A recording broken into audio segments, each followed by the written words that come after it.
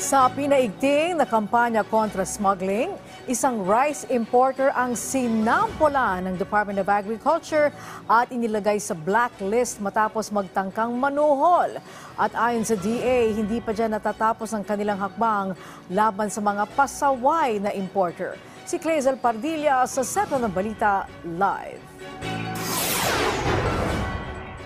Angelique, mas marami pang importer ang ipapa-blacklist ng Department of Agriculture na sangkot sa smuggling.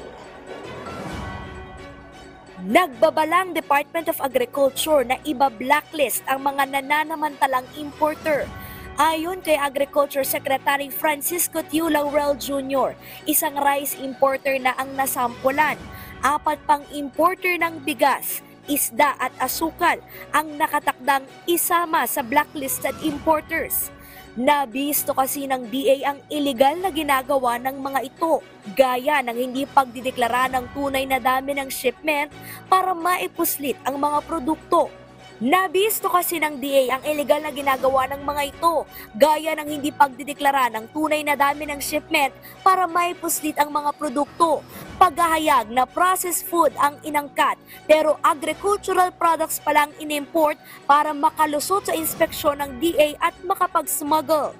You will see in the next few months, marami ako ipa-blacklist na kumpanya. That's economic sabotage.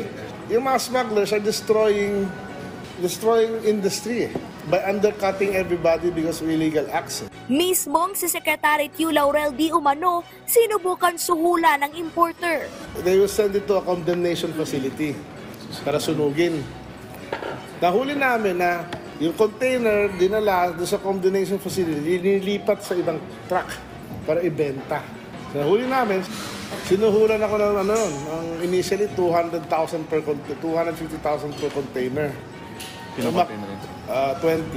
Mas umakyat ng 1 million per container. Sinulong namin lahat.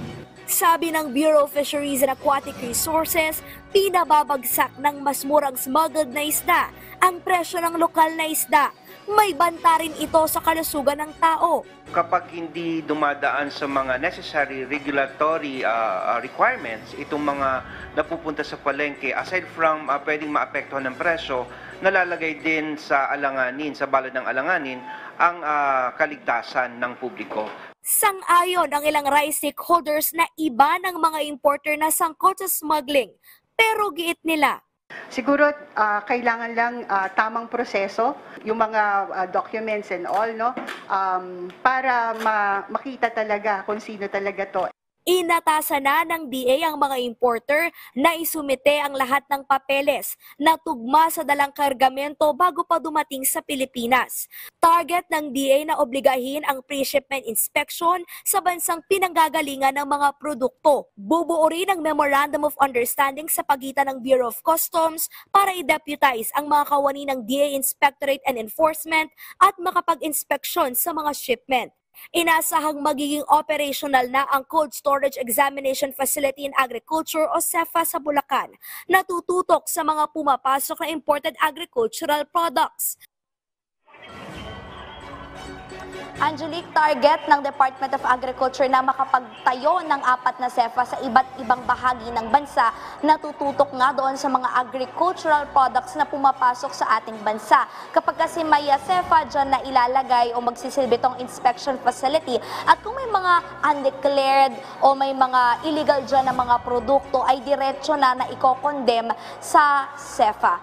Yan na muna ang latest mula rito sa Quezon City. Balik sa'yo, Angelique. Maraming salamat, Clazel Pardilla.